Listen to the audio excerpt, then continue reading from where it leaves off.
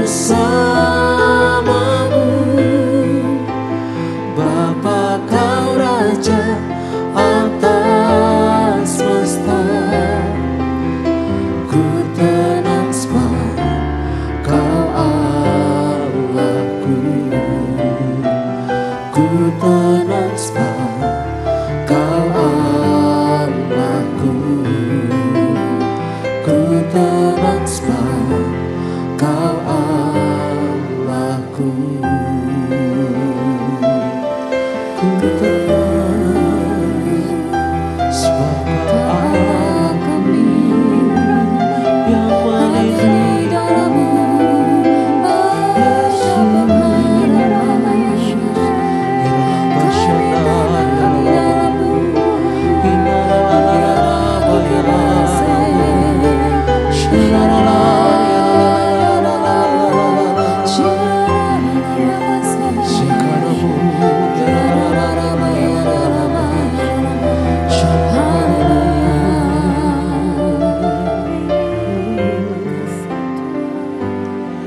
Yesus, Kau kebenaran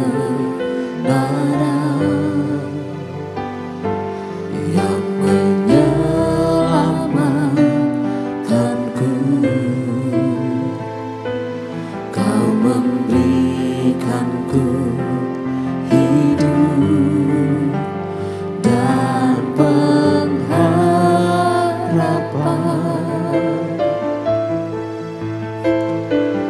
Ku ikut kehendak-Mu, ku perlu anugerah-Mu.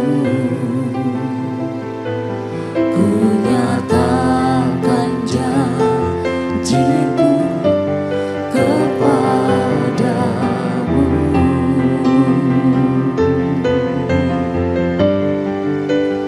Kalau ku hidup bagi-Mu, hatiku tetap menyembah-Mu. Dunia tak bisa menjauhkanku dari kasih-Mu. Selama ku hidup bagi-Mu, mataku tetap memandang-Mu. Dunia tak bisa menjauhkanku dari kasih-Mu.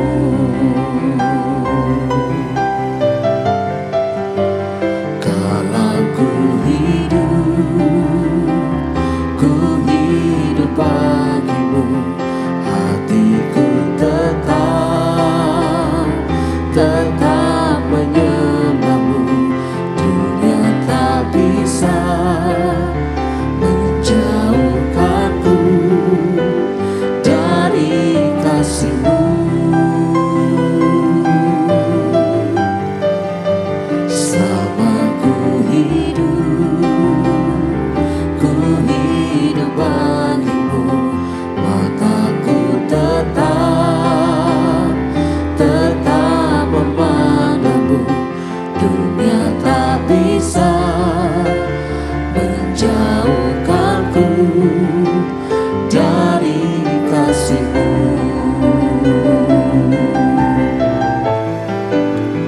Kalau ku hidup bagi-Mu, hatiku tetap menyembah-Mu. Dunia tak bisa menjauhkanku dari kasih-Mu. Selama ku hidup bagi-Mu, mataku tetap memandang-Mu. Dunia tak bisa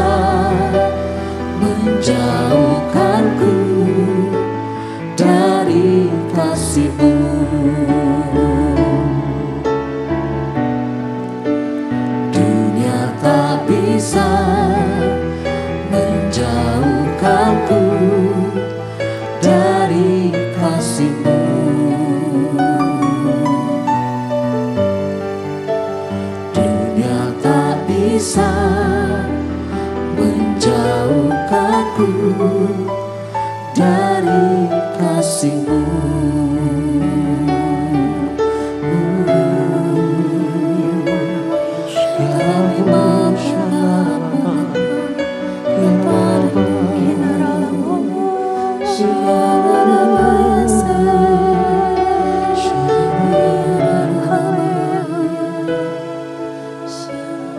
Terima kasih Tuhan. Terima kasih Tuhan, Engkau senantiasa ada dalam kehidupan kami. Engkau senantiasa berdaulat melingkupi seluruh hidup kami ya Bapa. Kami cuma mau katakan kami perlu Engkau. Kami perlu Tuhan, tuntunan-Mu Tuhan di dalam menjalankan kehidupan kami ini. Engkau Tuhan yang akan senantiasa mengiringi langkah hidup kami dan membebaskan kami Tuhan dari segala sesuatu yang membelenggu, yang menjerat kehidupan kami. Hari ini kami mau belajar sebagian dari firman-Mu dan kami menanti-nantikan bagaimana Tuhan berbicara atas setiap kami, menegur setiap kami, menguatkan setiap kami. Dan biar ya Tuhan, segala sesuatu yang ada di dalam kehidupan kami yang kami lewati, semuanya hanya bisa mempermuliakan nama-Mu ya Tuhan. Berbicaralah ya Tuhan, kami siap mendengar hanya di dalam nama Tuhan Yesus. Haleluya. Amin. Baik saudara-saudara, hari ini kita lanjutkan dalam Yesaya 9, masih dari satu perikop kemarin yaitu kelahiran Raja Damai. Kemudian perikop selanjutnya ada dikatakan murka Tuhan terhadap Efraim. Jadi ayat ini akan menjelaskan bahwa akan lahir seorang juru selamat, penyelamat buat setiap mereka yang akan membebaskan bangsa ini dari kekelaman. Dan bagaimana akan dijelaskan murka Tuhan kepada Efraim. Mari kita baca di ayat yang pertama. Bangsa yang berjalan di dalam kegelapan telah melihat terang yang besar. Mereka yang diam di negeri kekelaman atasnya terang telah bersinar. Engkau telah menimbulkan banyak sorak-sorai dan sukacita yang besar. Mereka telah bersukacita di hadapan-Mu, seperti sukacita di waktu panen. Seperti orang bersorak-sorak di waktu membagi-bagikan jarahan.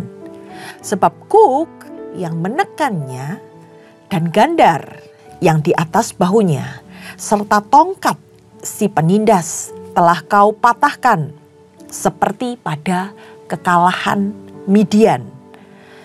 Sebab setiap sepatu tentara yang berderap dan setiap jubah yang berlumuran darah akan menjadi umpan api. Sebab seorang anak telah lahir untuk kita, seorang putra telah diberikan untuk kita. Lambang pemerintahan ada di atas bahunya.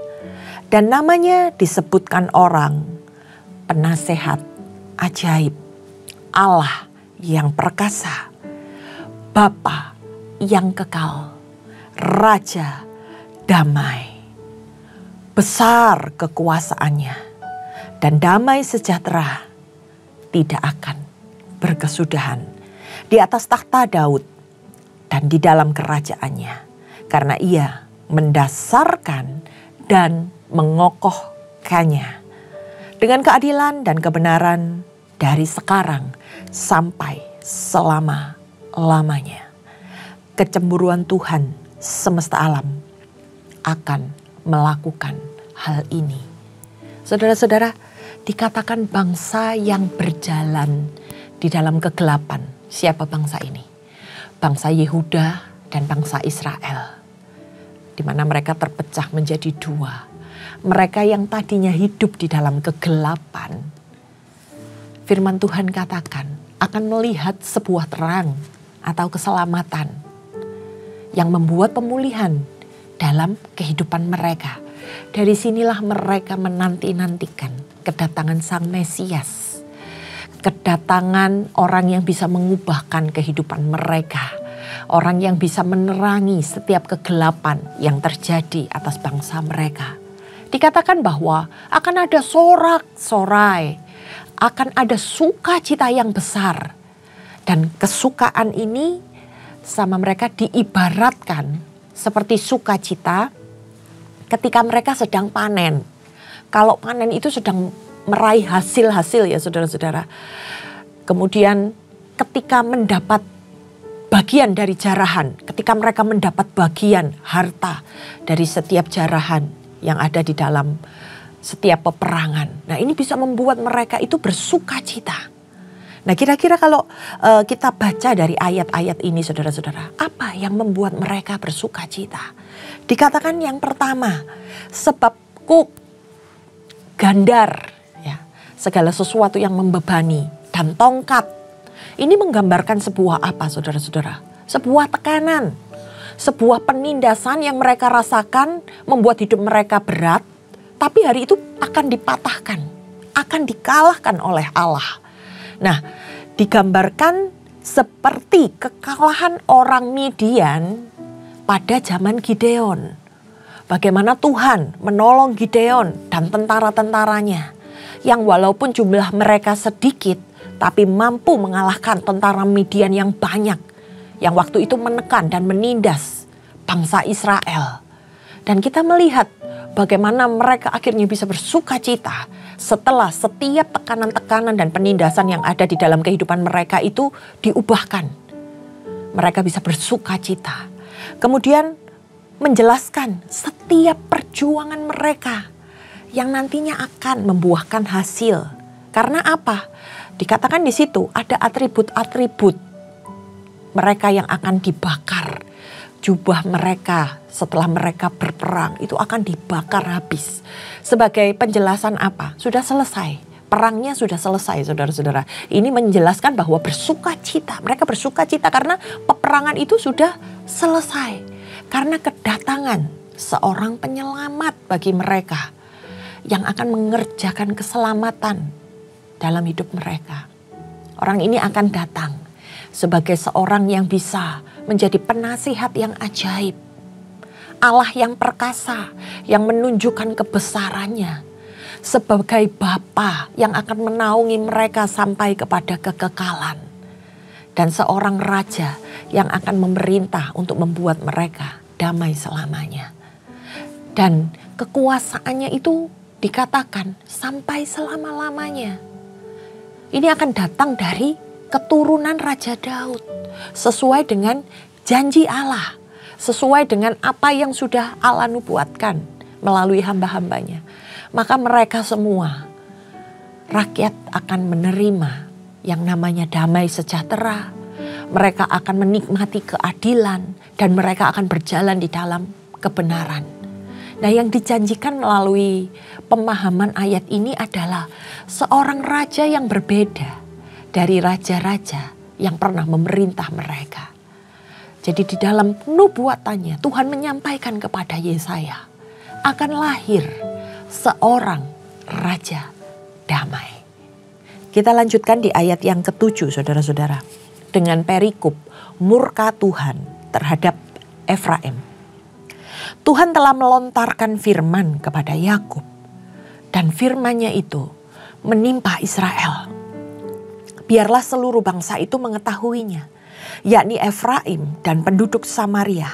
Yang berkata dengan congkaknya dan tinggi hatinya. Tembok batu bata jatuh. Akan kita dirikan dari batu pahat. Pohon ara ditebang akan kita ganti dengan pohon aras. Maka Tuhan membangkitkan para panglima Resin melawan mereka dan menggerakkan musuh-musuh mereka. Ayat yang 11.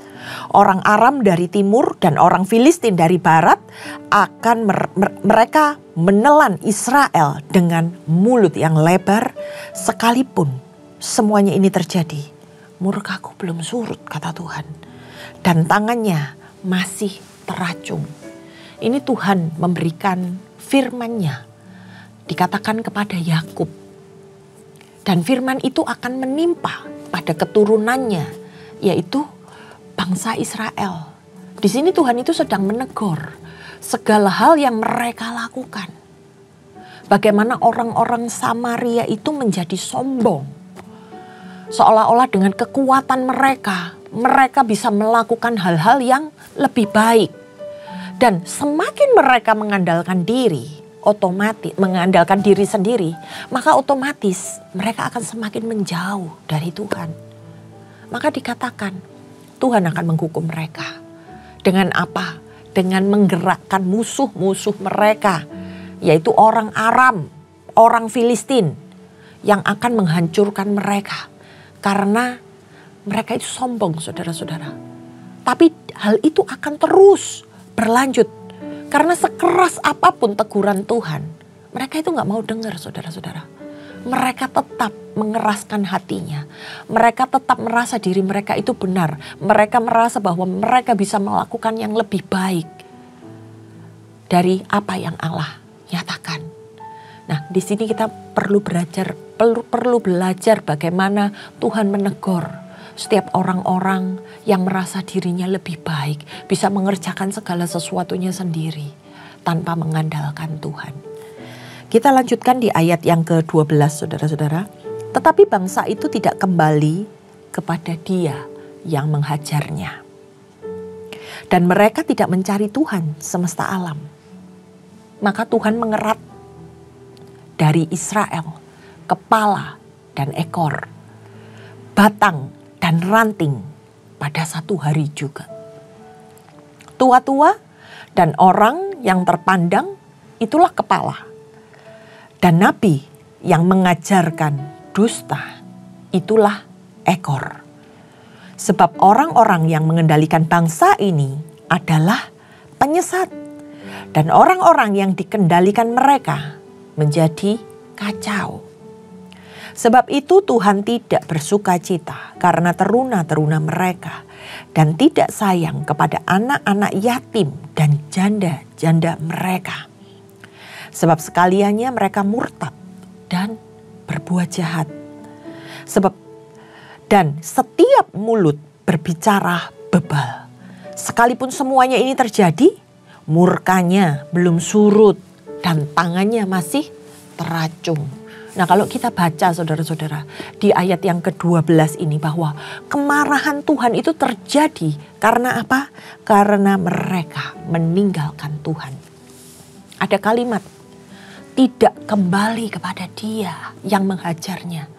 Di mana mereka tidak mencari Tuhan yang benar. Ketika kita ada di dalam masalah, ketika Tuhan tegur, kita harus kembali sama Tuhan. Kita harus kembali sekalipun apa yang kita alami ini mungkin membuat kita sakit. Tapi cari Tuhan yang benar. Jangan cari pertolongan dari apa yang kita lihat.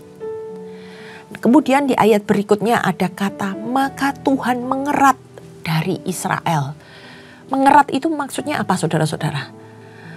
Dalam istilah mengerat itu seperti mengiris secara pelan-pelan, saudara-saudara. Mulai dari kepala dan ekor. Dijelaskan di ayat selanjutnya, kepala itu adalah orang-orang tua yang terpandang. Sedangkan ekor ini adalah nabi-nabi palsu. Nabi-nabi yang menyesatkan mereka. Orang-orang yang membuat mereka jalan tersesat. Yang mengarahkan mereka kepada sesuatu yang membuat kehidupan jemaat Tuhan pada waktu itu makin menjauh dari Tuhan. Sehingga keadaan hidup mereka semakin kacau. Dan Tuhan itu tidak pandang bulu terhadap mereka. Karena Tuhan gak suka dengan apa yang mereka lakukan. Dikatakan teruna-teruna. Teruna-teruna ini berbicara tentang apa? Tentang orang-orang muda. Para pemuda pada masa itu. Bahkan orang yang tadinya mungkin diberi belas kasihan kepada Tuhan. Dikatakan sekalipun pada orang-orang seperti janda dan yatim piatu. Orang yang paling biasanya Tuhan beri belas kasihan. Tuhan gak sayang sama mereka waktu itu. Karena apa? Karena mereka semua telah murtad. Dan mereka semua telah kehilangan kepercayaannya kepada Tuhan. Dan berbuat jahat. sehingga Tuhan murka. Tapi dikatakan di ayat yang terakhir tadi yang kita baca, sekalipun semuanya ini terjadi, murka Tuhan belum surut. Sekalipun semuanya itu sudah Tuhan lakukan, amarah Tuhan masih tetap ada. Karena apa? Karena besarnya pelanggaran yang mereka lakukan. Kita baca di ayat yang ke-17, saudara-saudara. Sebab kefasikan itu menyala seperti api yang memakan habis putri malu dan rumput, lalu membakar belukar di hutan, sehingga tonggak asap berkepul-kepul ke atas.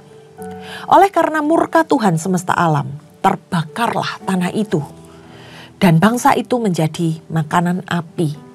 Seorang pun tidak mengasihi saudaranya.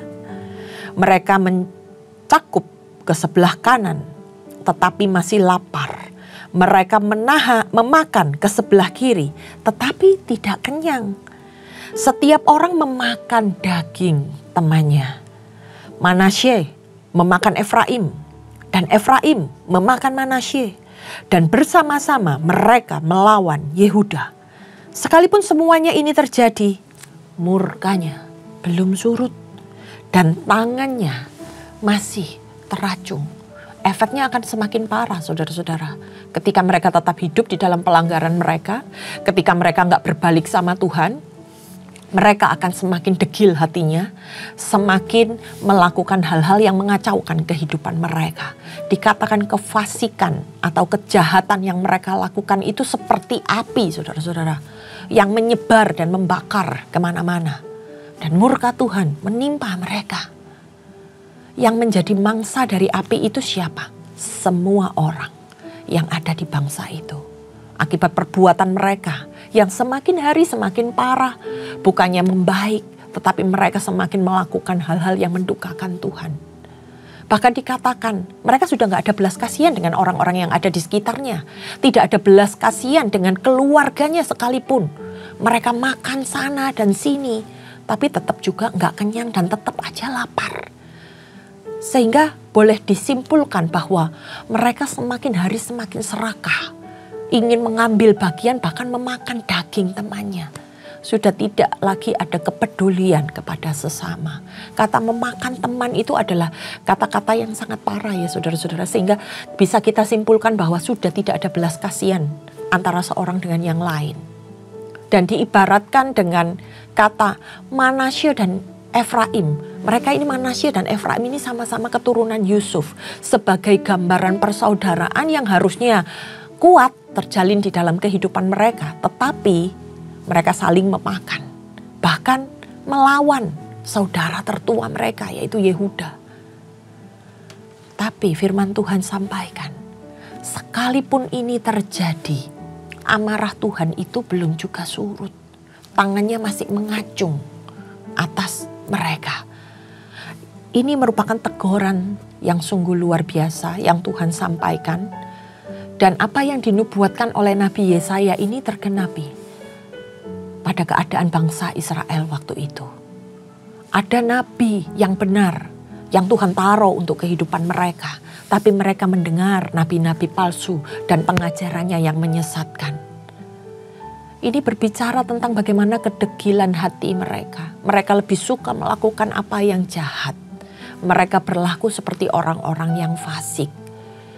Yesaya ada di tempat itu seolah-olah mereka gak pedulikan. Padahal Yesaya datang, Yesaya hadir sebagai perantara dari Tuhan yang mengingatkan mereka. Mungkin perkataan-perkataan Yesaya ini tegas, keras. Tapi mereka gak suka saudara-saudara. Karena mereka malah melakukan sebaliknya. Yang membuat kehidupan mereka makin celaka. Sehingga yang dikatakan amarah Tuhan belum juga surut. Mereka gak menyadari kesalahannya. Mereka gak berbalik dengan benar. Tapi malah mereka mau menghancurkan hidupnya. Dan keadaan sekelilingnya menjadi binasa. Seperti api yang menyebar kemana-mana. Yang menghanguskan segala sesuatu yang ada. Saudara-saudara, hendaknya kita hari-hari ini kalau kita mendengar suara Tuhan, Kalau kita melihat bagaimana apa yang akan terjadi ketika kita mengeraskan hati kita, ketika kita melakukan pelanggaran-pelanggaran di hadapan Tuhan. Tuhan gak pernah diam di dalam kehidupan kita. Ketika kita mau berbalik, ketika kita mau bertobat, akan ada pengampunan yang daripada Tuhan. Tetapi ketika kita meneruskan segala sesuatu yang tidak berkenan di hadapan Tuhan, Tuhan katakan, tanganku akan tetap teracung. Untuk itu, mari saudara-saudara, kita yang sudah mengerti firman Tuhan, kita yang berjalan di dalam kebenaran, hendaknya kita semua semakin waspada akan hari-hari kita. Dan kita boleh menjadi pengingat kepada saudara-saudara kita, orang-orang yang ada di sekitar kita. Mungkin hari-hari ini mereka lari dari Tuhan. Mungkin hari-hari ini mereka ditimpa murka Tuhan. Mari kita ingatkan supaya mereka bisa kembali dan bertobat kepada jalan yang benar. Oke, saya rasa sekian dari apa yang kita pelajari dari Yesaya 9 ini dan kiranya bisa menjadi berkat. Mari kita tundukkan kepala dan berdoa. Kami bersyukur Tuhan atas setiap peringatan-peringatan-Mu. Kami tahu Engkau Allah yang hidup di dalam kehidupan kami. Kami mau katakan Tuhan, sampai kapanpun Tuhan, kami akan hidup takut akan Tuhan. Apapun yang kami lakukan Tuhan, hanya senantiasa untuk menyenangkan hati-Mu. Dan Engkau ada di sepanjang jalan kehidupan kami ya Bapa. Jangan timpakan amarah-Mu atas kami ya Tuhan. Jika hari ini Engkau berbicara, jika ada yang harus kami perbaiki, bukan hanya mendengar Tuhan, tapi kami juga akan melakukan segala sesuatunya untuk membuat hati dan hidup kami berbalik kepada jalan yang benar. Terima kasih Tuhan atas pesan-pesan-Mu, atas setiap peringatan-peringatan-Mu ya Tuhan.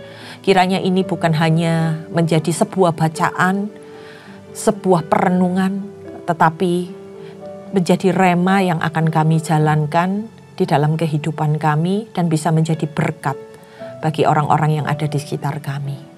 Terima kasih ya Tuhan, kami mau serahkan kehidupan kami ini lebih lagi ke dalam nama-Mu. Hanya di dalam nama Tuhan Yesus Kristus, setiap yang percaya katakan amin. Demikian saudara-saudara, terima kasih sudah mengikuti Bible Study hari ini. Tuhan Yesus memberkati.